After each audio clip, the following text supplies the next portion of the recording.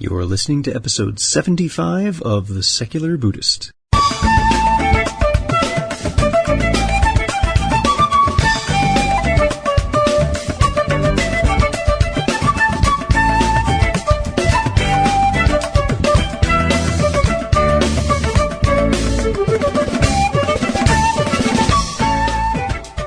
Welcome to The Secular Buddhist. I'm Ted Meissner. The Secular Buddhist is the podcast and website for modern, secular application of early Buddhist thought. The podcast has interviews and roundtable discussions pertaining to engaged Buddhist training and practice, and the companion website has show notes for each episode, along with resource materials on Buddhism, critical thinking, science, secularism, and skeptical thought. Though the podcast focuses on core practice from a secular viewpoint, more traditional teachings are welcome and openly discussed. Dr. Eugenie Scott from the National Center for Science Education speaks with us about keeping faith traditions separate from science in our classrooms.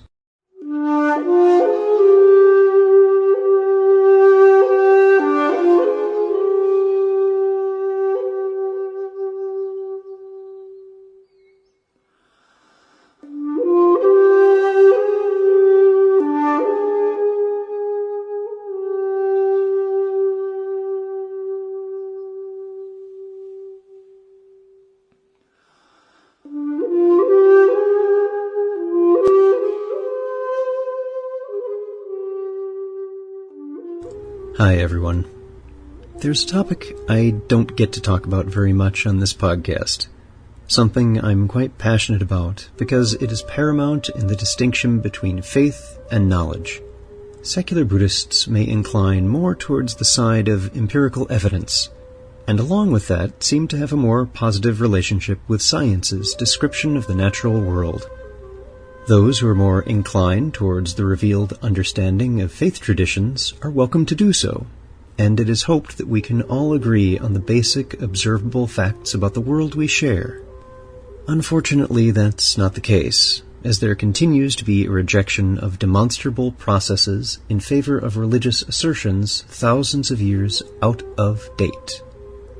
Disagreement isn't so much of a problem, that's an expected outcome of human endeavor.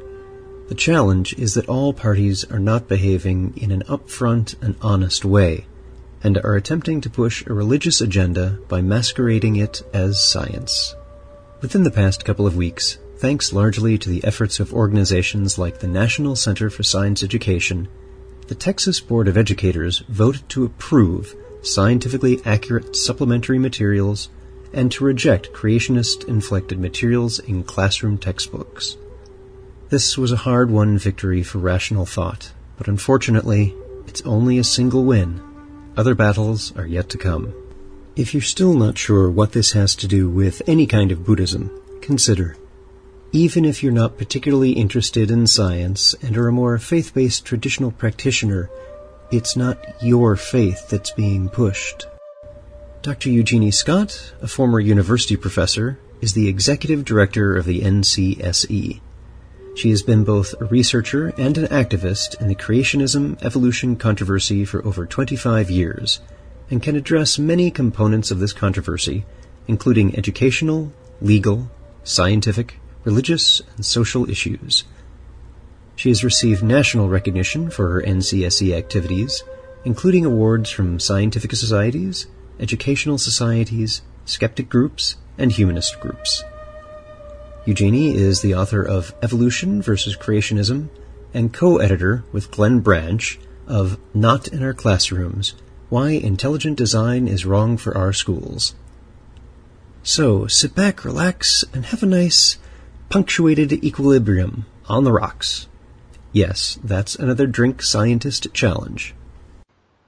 And my guest today is Dr. Eugenie Scott of the National Center for Science Education. Jeannie, thank you so much for being here.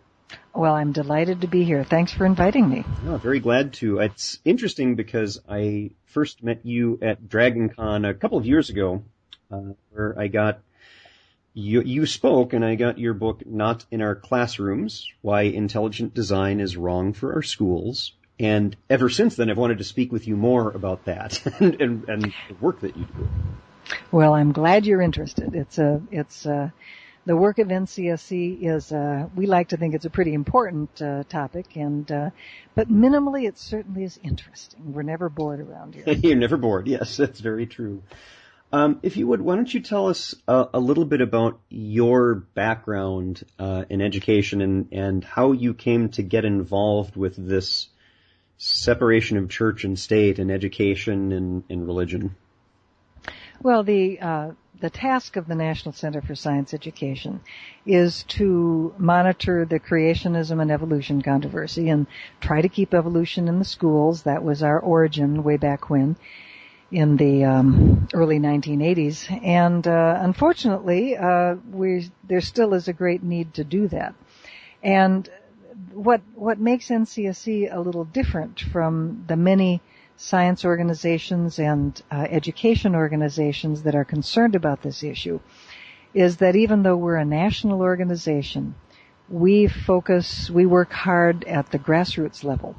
Because frankly, the task of keeping evolution in the schools really is a political issue more than it is a scientific issue. I mean, when it comes to the science, we won that one. Yeah, the science is real clear. Evolution happened, cosmology happened, the planet evolved, living things evolved across the board. Evolution happened. Yeah, despite Michael Behe's best efforts to conjure it. Yeah, he's a funny guy in that regard. But the fact of the matter is that in the United States, at least, a lot of decisions about education are made at the local level, and they are made by elected officials. And because they're elected, they're looking over their shoulders at who's voting, which makes education a highly politicized activity in the U.S. in a way that it really isn't in most other countries. So because it's local politics, anybody who's trying to defend science education or any educational topic has to be thinking about making an effect at the grassroots level. And the national science organizations, we love them. They support us. We work with them. They provide expertise. They're terribly valuable. The science education organizations, we love them. They love us. We work together. But when it comes time to get somebody to show up at a local school board level, you have to have somebody whose eyes are on the ground. And that has been our approach ever since the organization got started back in the early 80s, to try to get scientists and teachers and other citizens to turn out for these local and statewide political decisions, really, that can affect the teaching of science and especially evolution in very profound ways.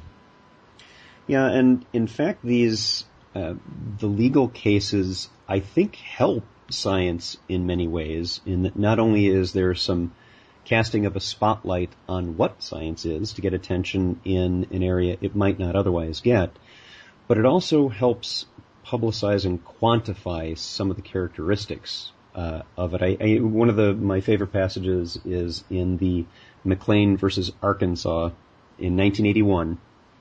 The science witnesses helped the court with defining science as having the following traits. And they talked about it's guided by natural law, it's explanatory by reference to natural law, it's testable in the empirical world, its conclusions are tentative, and it's falsifiable. Mm-hmm. And being able to show that in court records and refer to that on a regular basis, that here's a situation where we've really helped promote what some of the traits we're looking for in what is valid science, I think is extremely meaningful and beneficial in these court cases you're involved in. The definition of science, the nature of science, the characteristics of science, these are issues that turn out to be pretty important to the law in situations other than just whether evolution should be taught or how it should be taught or whether creationism should be taught, like in the McLean case that you mentioned. The law has to deal with science in many contexts, including things like liability for product failures and stuff. Is it really the fault of the tire manufacturer that the car couldn't stop in time, or is it inherent with the laws of physics? Mm-hmm. Things like that. So the law has paid attention to science for quite a long time, and actually there's some fairly there's some quite well thought out strictures or practices for directing judges for how they should look at expert testimony and things like that. So that's I'm not a lawyer. I don't even play one on television, but I found that it's been a fascinating thing to kind of be introduced to some of these issues as a result of my work with the creationism and evolution controversy. So yeah, when you come right down to it though, Ted, we as scientists and teachers, don't want courts defining what science is. We want to be able to define what science is. And you'll find philosophers of science who get bent out of shape with the McLean versus Arkansas definitions or descriptions, I should say, of science that Michael Ruse produced. And Michael has pointed out to many of his fellow philosophers of science that in sometimes quite direct, Michael being a very direct person, that they just don't get it, because what you have to do in a court of law is simplify. And you can't get every single little nuance of falsification, for example. Well, so you can go round and round and round about what does falsification mean in science, and what is its relevance to a court of law, and on and on and on. But the basic issues that were brought up in that case, and especially which we hammered home very hard in the Kitzmiller versus Dover case, is that you have to explain the natural world using natural causes, and that scientific conclusions are tentative, but at the same time reliable. It's not that when we say, and this is something that the public really misunderstands, and unfortunately many scientists do a lousy job communicating. Yes, we are willing to change our explanations with new data, new observations, new theory, etc., but not everything changes all the time. And in fact, there are some key core ideas of science that are very, very unlikely to change, even though details of those will change. The basic ideas of gravitation, at least at the macro level, Newton was right. Newton was right, okay? And we can tweak some of the edges, shall we say, of the big idea that masses attract each other. And, then we can look at things at the quantum level, and it doesn't work quite that way, but that's at the quantum level, right? So there's a lot of ways that we can better understand gravitation. But the big idea of gravitation, of masses attracting each other, seems to work really well in the kind of world that we live in. We still build elevators according to Newtonian principles, not quantum principles, okay? And similarly, the idea that living things had common ancestors is one of those big ideas that's a keeper. Just like heliocentrism or gravitation or thermodynamics and the rest of these. Which doesn't mean that we are not going to learn more about the details of evolution, about the pattern and process, as scientists say.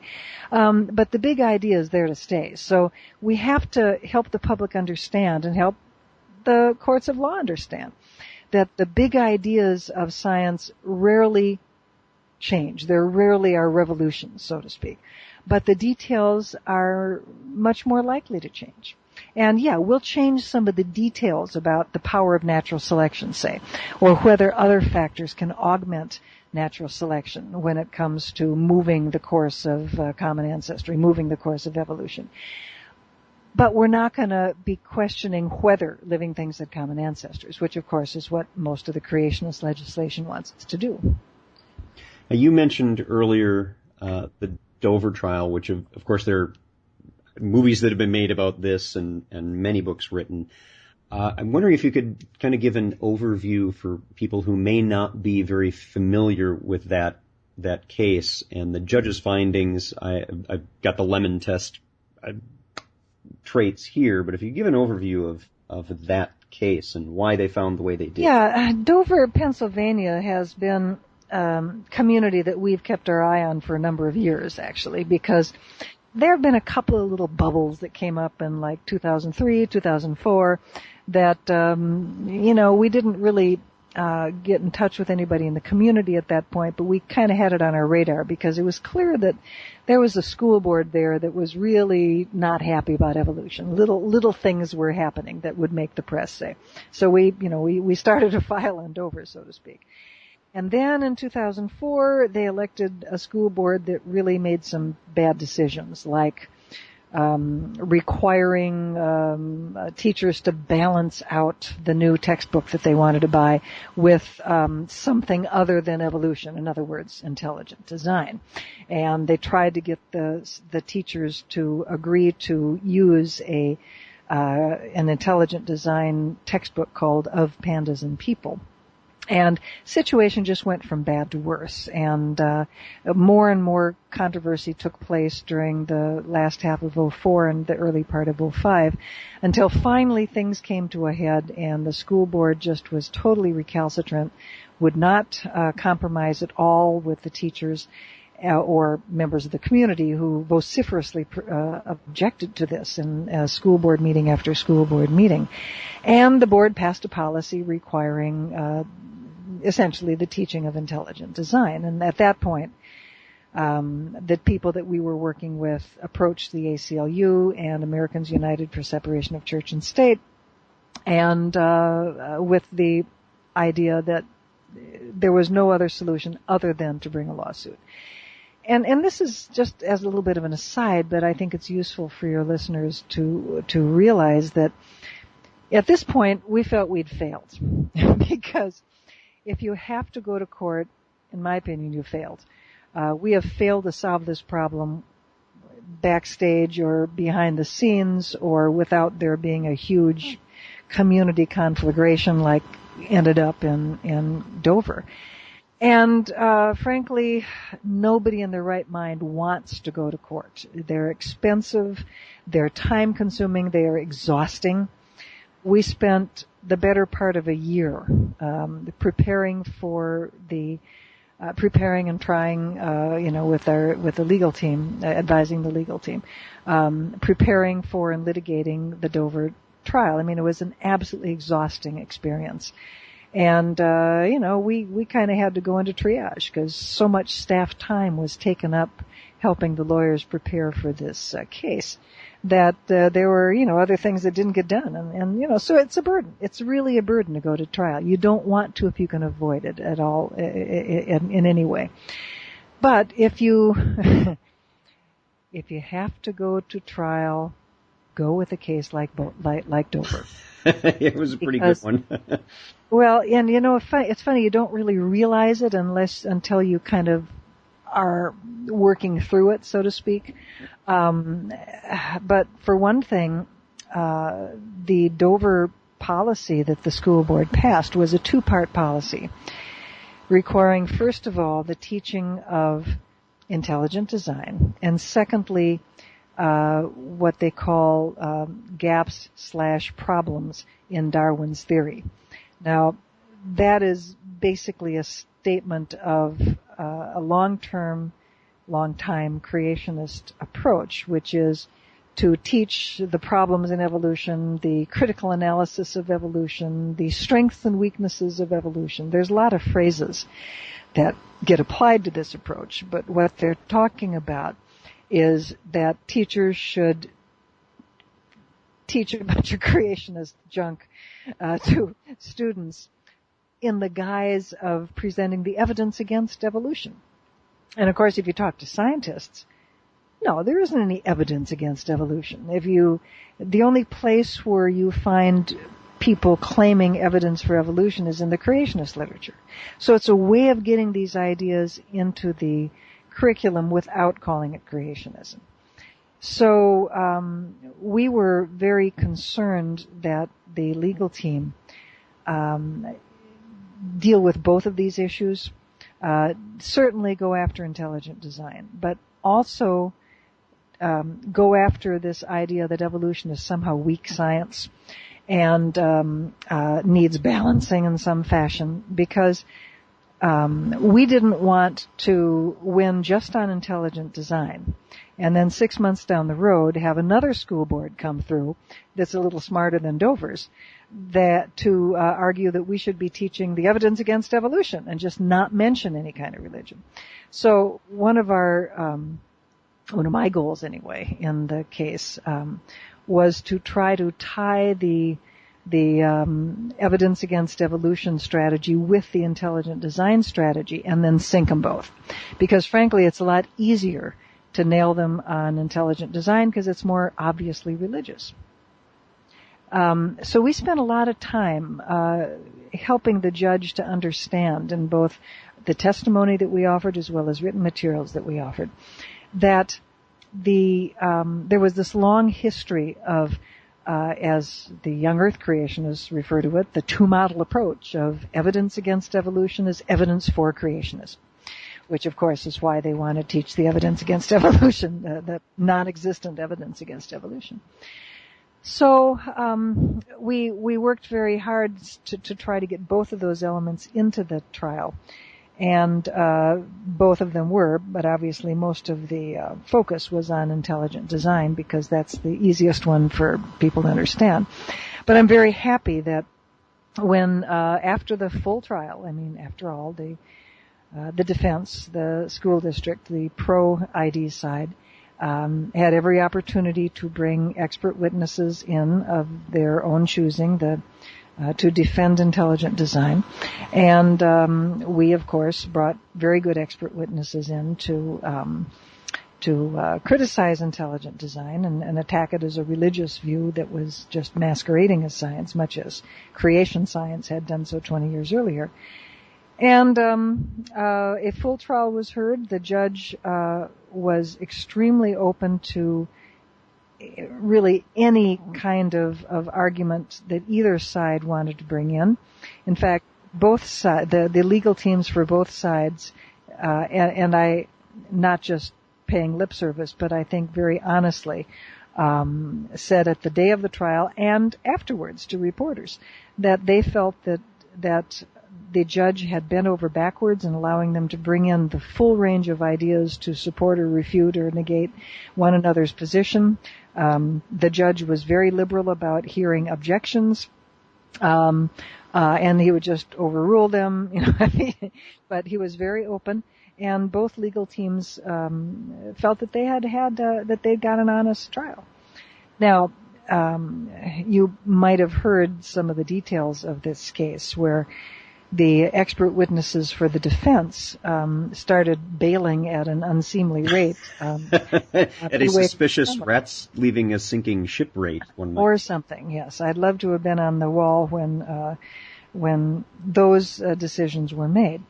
But it did, certainly when the Discovery Institute encouraged its fellows to withdraw their agreement to be expert witnesses for the Thomas More Legal Foundation.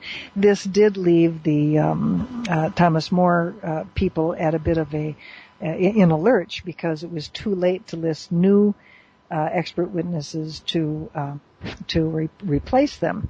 But frankly, I mean, I truly believe that even if they had the all-star intelligent design cast, they still would not have done better than they did because really Michael Behe and Scott Minnick were really the best scientists that the intelligent design people could possibly field. Now, they might have done a little bit better in the philosophy of science part of things. They had Dr. Fuller, who most people think did not do a very good job of testifying. And he was sort of carrying most of the burden for them on that issue, as well as some other issues. They lost they lost some people who probably could have made arguments that were not made because they were withdrawn as expert witnesses. But I basically think that they would not have they couldn't have pulled the fat from the fire, frankly, because they just don't have a very good argument to be made that intelligent design is cutting edge, brand new science. The judges pointed out on a number of public occasions that both sides, both the plaintiffs and the defense in Dover, both of them agreed on the definition of science, and that both of them also, by agreeing on the definition of science, agreed that intelligent design wasn't science. So this did make it harder, for the Thomas More Legal Foundation to defend the case, since they kind of admitted right off the bat, well, no, it's not science, so therefore there's not a good secular reason for teaching it. So it was a good experience. And by the way, if any of your listeners are interested, if they go to the NCSE website and look under legal, they will find all of the court documents for the Dover trial, as well as all the witness statements and the depositions and the transcripts from the trial. We have the most complete archive of the Kitzmiller versus Dover trial that one can find on the web. Yeah, and that, for people who are interested in that, the website address, and I'll repeat this a little bit later on. Early and often, I hope. And often. Go there regularly. It's a great site. It is www.ncse.com, National Center for Science Education, ncse.com.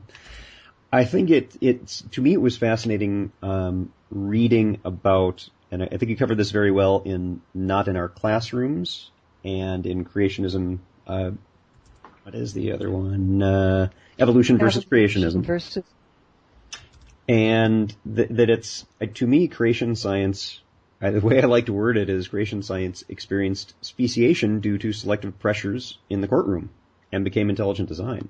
Absolutely. You had creationist attorney Wendell Bird wrote to the ICR after losing the Edwards versus Aguillard case, proposing a repackaging of creation science because they lost on, I think it was the First Amendment, that this was religious. There's no getting around it. And they just wanted to repackage it so that it would survive the Establishment Clause. And in short, just a legal tactic and not valid science at all. That's one of the roots of intelligent design, was not based in science at all. Yeah, I mean, I would certainly, I think that's pretty well demonstrated by the history. Now, you're also getting involved into the complex and wonderful world, as I found out at TAM recently, of global warming. You must be so excited. Well, it is very exciting. It's, I think I started off our interview by saying that NCSE focuses on the controversy over the teaching of evolution, and we also focus on teaching the nature of science better, because, of course, those two are very closely related issues. But what we're finding is that just as teachers are facing pressure to skip evolution or somehow qualify it or teach bad science associated with evolution, so also these days are teachers feeling very similar pressure towards the science of global warming. And even though a large number of state science education standards call for the teaching of some reflection of climate science, that climate is changing, it's largely anthropogenic, etc., largely human caused, that many teachers are finding this a very difficult thing to teach, because they get pushback from students who reflect their parents' views, or we've found sometimes in state legislatures there's legislation introduced that bundles together anti-evolution and anti-global warming. So you're supposed to treat these as controversial issues. Now, of course, in terms of the science, nobody in science is arguing over whether living things have common ancestors. The evolution agreement is quite solid. And the agreement on global warming is also quite solid.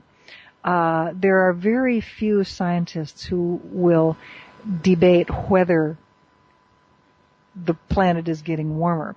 and whether this has this is going to have some consequences. There's a bit more of a debate about whether it's caused by humans, but again, the vast majority of the scientific consensus is firmly on the side of those who reflect that CO2 is a very important part of the picture of the increase in temperature of the planet over the last 70 years or so. Couple hundred years, I should say. Largely, the balance is getting tipped with the Industrial Revolution up until the present.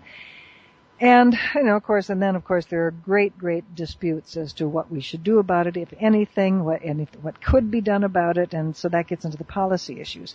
But basically, the parallel is that there's a strong scientific consensus that anthropogenic global warming is occurring. There's a strong scientific consensus that living things had common ancestors, that evolution happened, and teachers are getting hammered for teaching the scientific consensus. Now, NCSC is pretty good at helping teachers understand how to deal with the kinds of political, non-scientific pressures, shall we say, that come their way when it comes to teaching evolution. And we believe that we could be of help to teachers to help them cope with the same sorts of things when it comes to global warming. We are, as of this recording, which is in mid-July of 2011, for those of you listening to this years from now, as you enjoy will. the podcast that Ted has put together, right? We are, as of this recording, we are recruiting for a new staff member who has a background in climate science. We're recruiting a climate science person with expertise.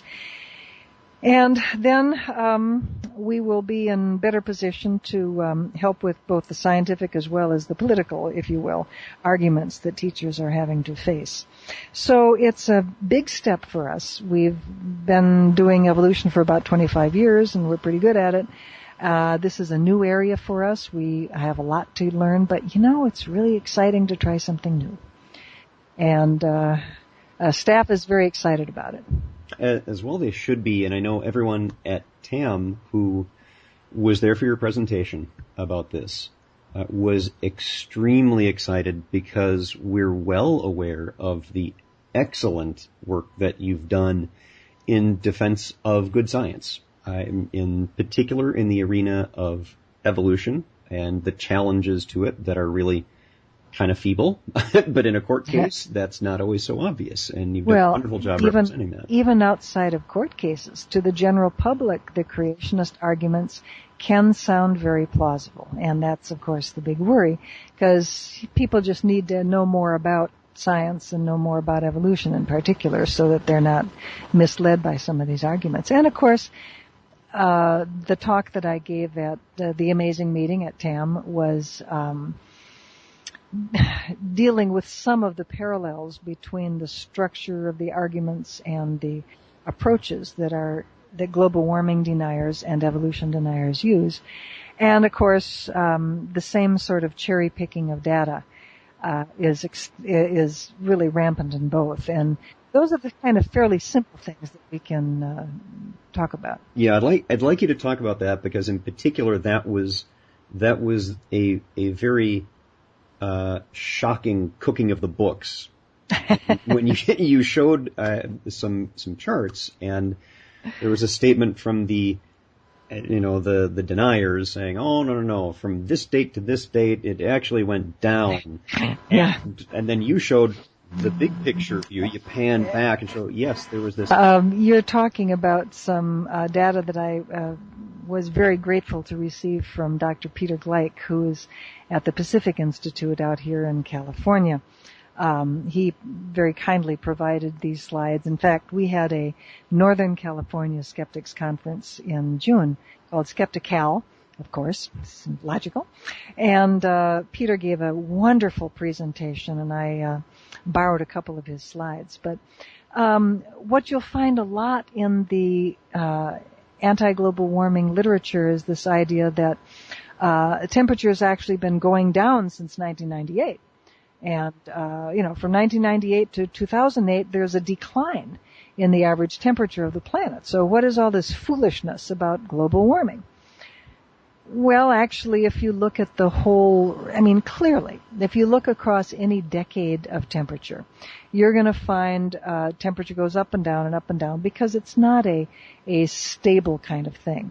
One thing that I only had a half hour and I didn't have time to go into anything in very much detail. One factor that I left out of my TAM talk, which is highly relevant to this issue. We have an opportunity now. And thank goodness for that, is that 10 years is much too short a period of time to talk about any kind of climate change. You're talking about weather at that point. And there's a big difference between weather and climate, okay? So just the idea of looking at just from 98 to 2008 is kind of wrong-headed to start with, because that's much too short a period of time to really show trends. But then you wonder, well, why is it that the anti-global warming people seem to be so fixated on 98 to 2008? What is so special about those dates? And actually, if you stand back and as you say, look at the full range of data from, say, 1997 up until the present, well, if you just about any other two dates other than 1998 and 2008 will show you an increase. And particularly if you add in the last couple of years, 2009 and 2010, the line goes up sharply again. Again, you wouldn't want to look at global warming, you wouldn't want to make any specific statements about global warming over just a 10-year period. That's really quite short. But if you add that to the previous 10 years, and so forth, it actually happens to be that the decade of 2000 to 2010 is the warmest on record. So, cherry picking the data presents some real problems if you really want to be honest. But one of the examples that I showed at TAM, if I can just take one more. Oh, please, take it. Which it was a big auditorium, but I did hear some actual gasps from the audience when I showed these data. That was me. Because, it was more than you, my friend. The Heartland Institute is I would say a notorious anti-global warming organization that promotes a lot of misinformation, in my opinion. And they stated, a slide that I showed, a quote that I gave in the talk, that the Arctic sea ice had actually surpassed 1989 levels in April 2009. What is this about Arctic sea ice decreasing? Why is this such a big worry? Obviously those global warming people are just a bunch of fanatics, and they're ignoring the data. Well, when you actually look at the full year of Arctic ice area in the year 1989 and the year 2009, and you look at it every single month, January, February, March, April, May, and so forth, this is really weird, because almost the entire year 2009 shows less Arctic ice than the previous decade. There's just one place, April of 89, where these lines cross, and talk about cherry-picked data. They really zeroed right in on the 1 month within the whole 2 decades where, just by fluke, because things happen, weather, not climate. Weather, not climate. The amount of sea ice in 2009 was actually larger than that in 1989 by some tiny, tiny fraction. The whole rest of the decade, it clearly shows a decline. So, the institutions like the Heartland Institute and some of these other anti-global warming groups play some of the same tricks that creationists play by carefully choosing the cherry-picked data that support their point of view, even when the overall picture is very, very much against them. It was, and that was a very shocking slide. That one comes to mind a great deal when I think about cherry-picked data. Yeah, it's a winner. I keep having the discussion with people about cherry-picking, that when you talk about cherry-picking data, that's a bad thing. You need to look at the comprehensive picture of what the data is.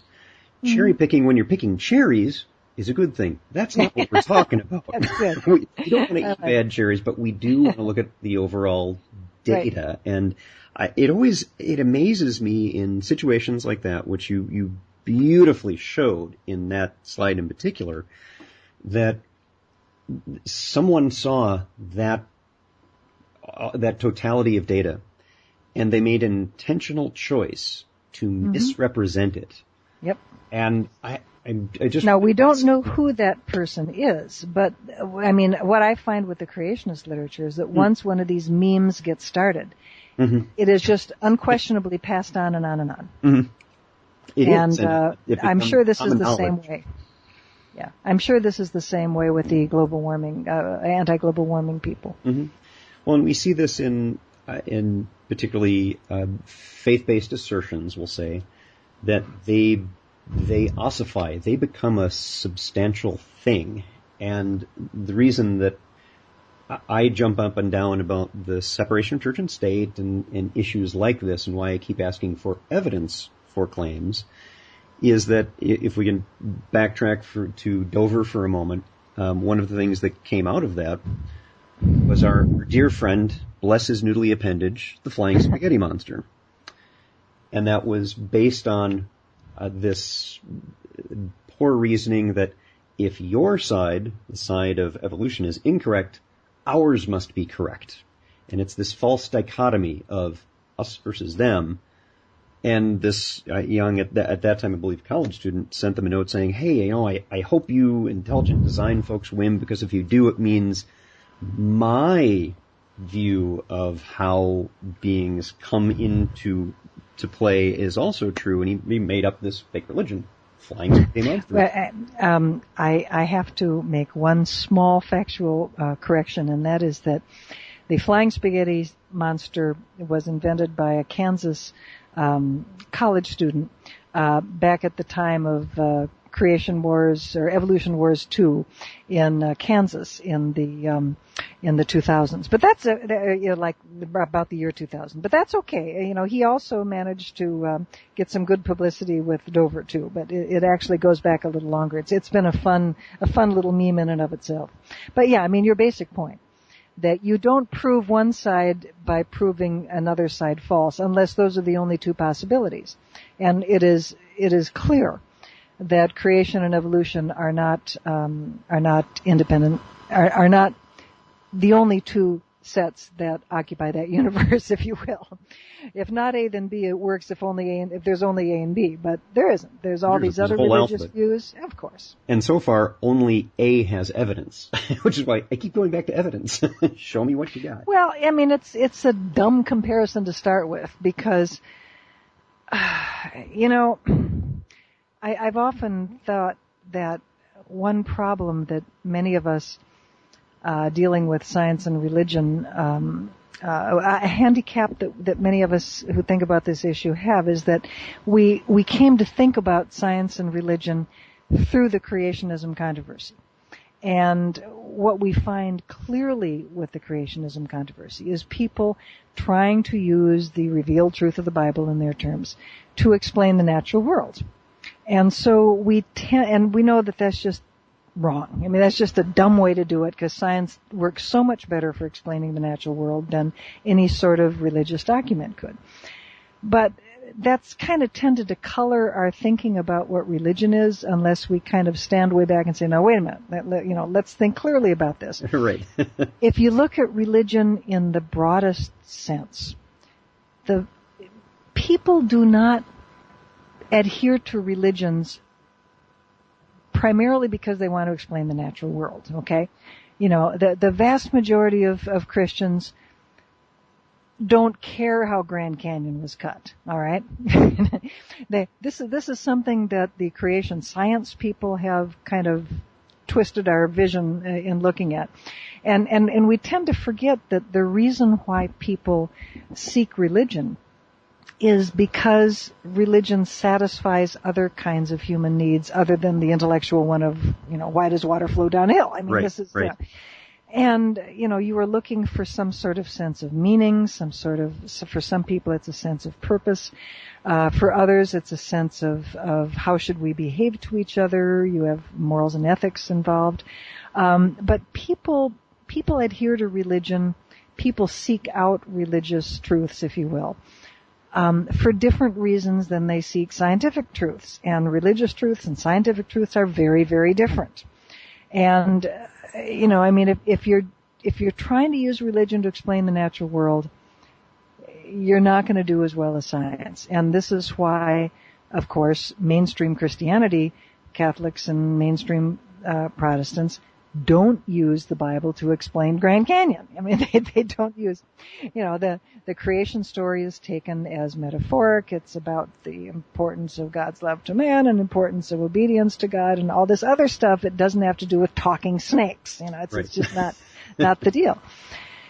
And so I think a lot of people that you and I deal with who are thinking about science and religion, are just talking at cross purposes with religious individuals, because the people who are science oriented, especially if they're non-believers themselves, really don't get it about the real message of religion.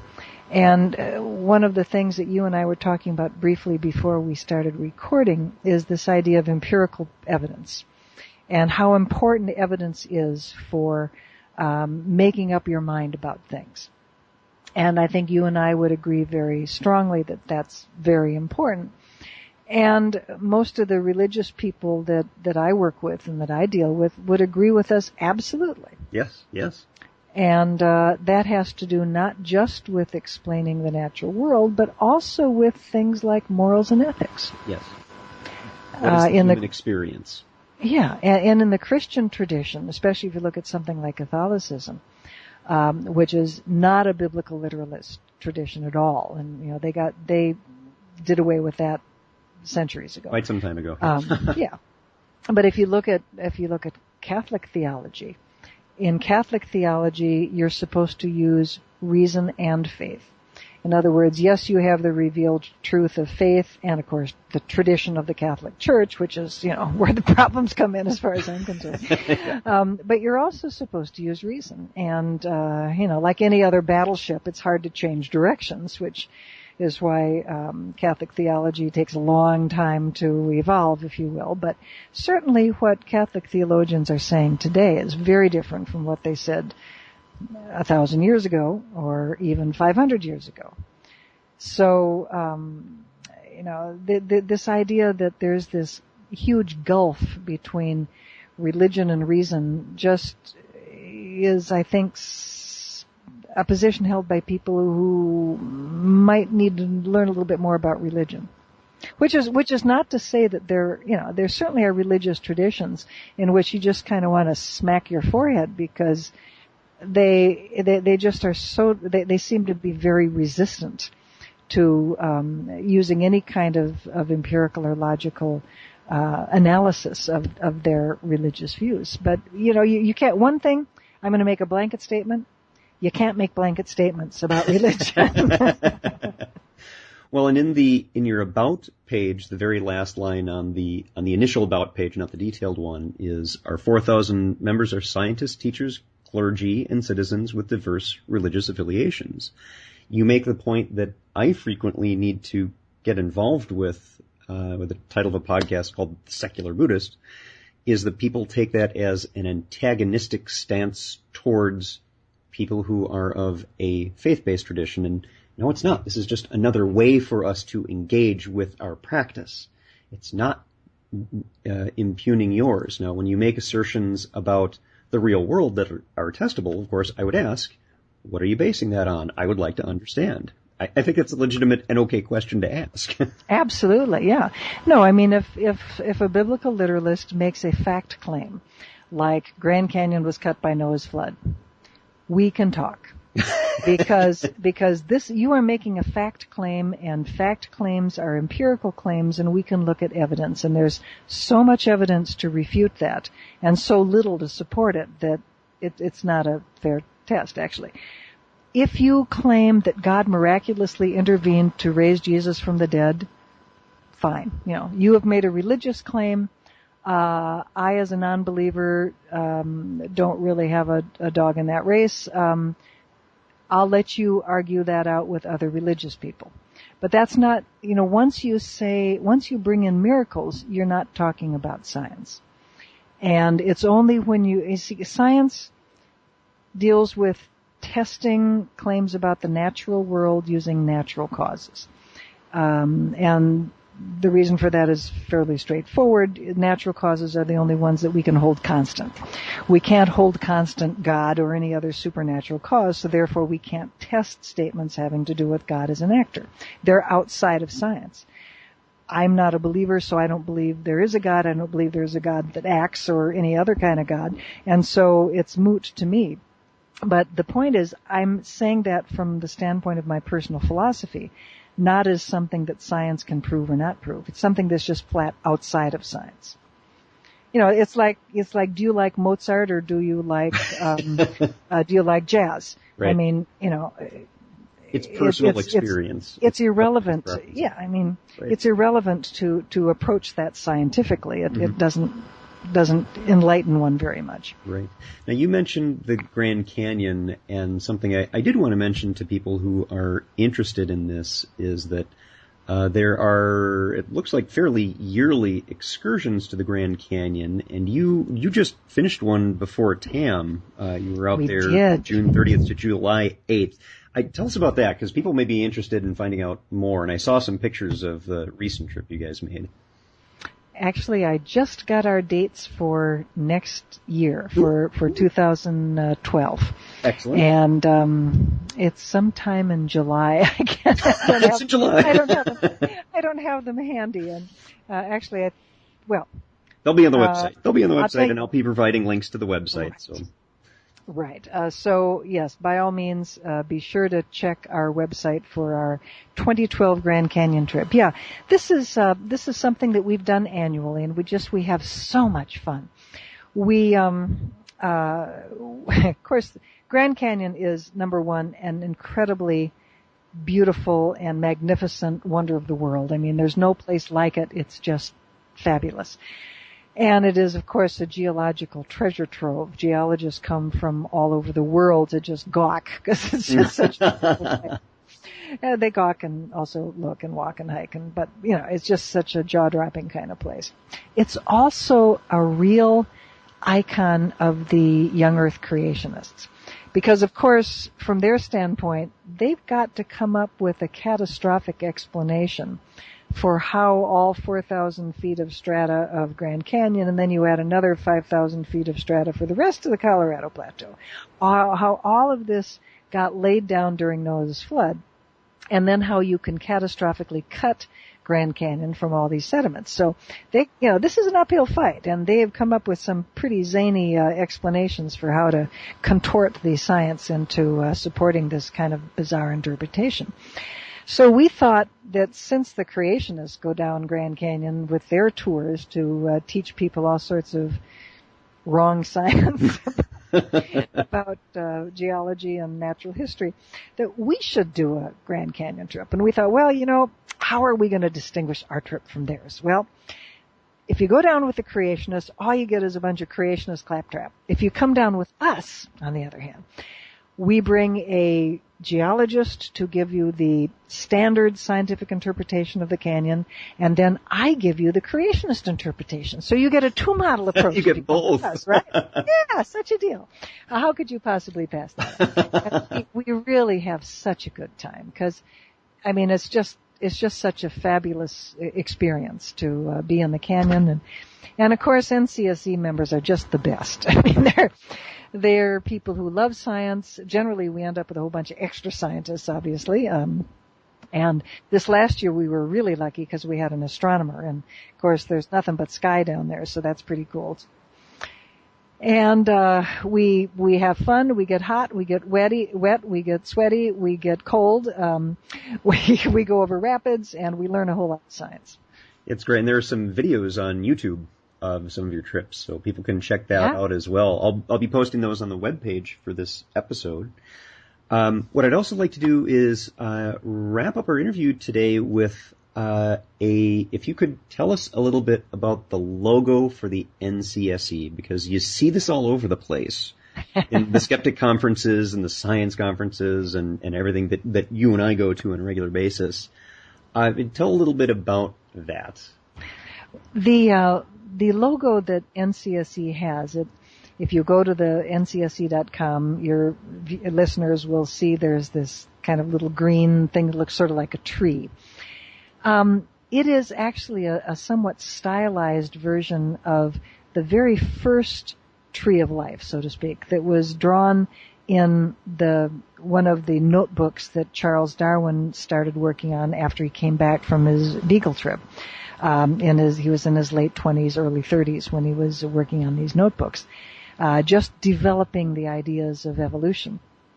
And what it represents is his little sketch about how all living things really are related to each other genetically, if you will. He didn't know about genes, but, that's the idea. Kind of like a big family tree. And he and Mendel were contemporaries. It's odd to me that they never really, I just wish they would have talked more.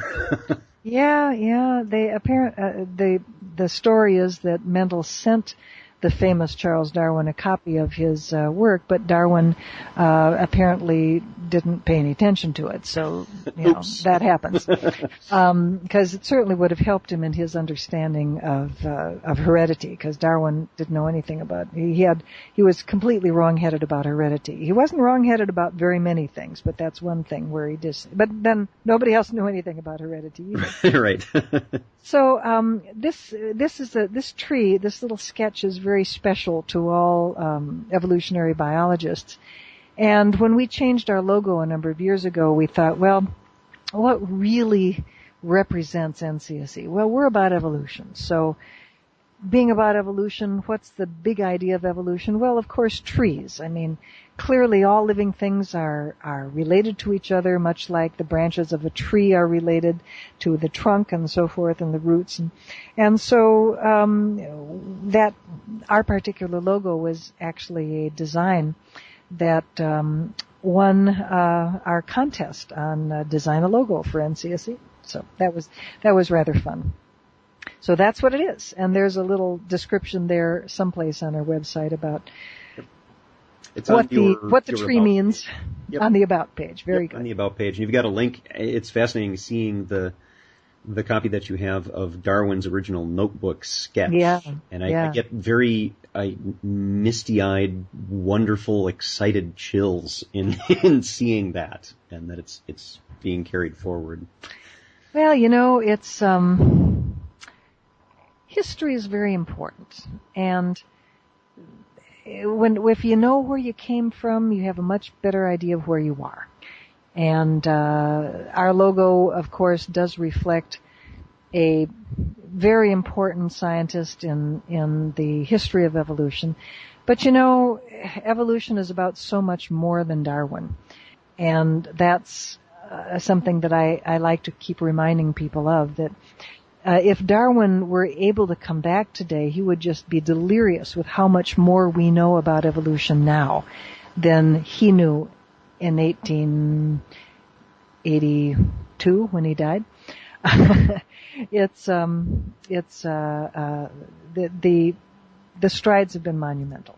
Yeah, and it's to me one of the key messages that it always irks me when I hear Darwinism, because it's not dependent on Darwin. That evolution works perfectly fine if it were discovered by little green men from Mars. It doesn't matter. Yeah. It's great. And it's not an ism either. It's inspiring, but it's not a dependency, but it's wonderful to know that history and that richness of it. Indeed. And it's not an ism either. Right. This is the creationists, of course, especially the ID creationists, have taken it upon themselves to try to demonize poor old Charlie and turn the idea of evolution into an ideology or an ism. So evolutionism sounds funny, so they call it Darwinism. Because Darwin's associated with the idea of evolution, so they get two birds with one stone there. Well, and by reducing it to a dependency on an individual incorrectly, then the case just becomes, now we can have ad hominem attacks about the person, and that will ruin the theory. Well, it doesn't work that way. It's not really. Nice try. Not really. Yep, that's it. Well, the website is, again, for folks listening, www.ncse.com, and we've been speaking with Dr. Eugenie Scott. Jeannie, thank you. This has been a wonderful talk. Thank you so much for being here. I've enjoyed it very much. Thanks for asking me to be on your podcast.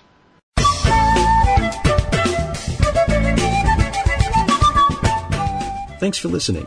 If you'd like to learn more about something you've heard in today's podcast, please come visit the companion website at www.thesecularbuddhist.com, and you'll find an entire web page devoted to this and every episode.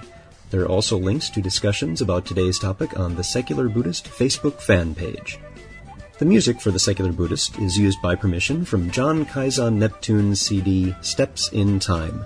Additional music is provided courtesy of Monty Levinson of Taihei Shakuhachi and Rodrigo Rodriguez. Their websites are linked on the Secular Buddhist on the About Music page. Until next time, remember, every moment you have a choice. Make it the best you can. See you next time on the Secular Buddhist.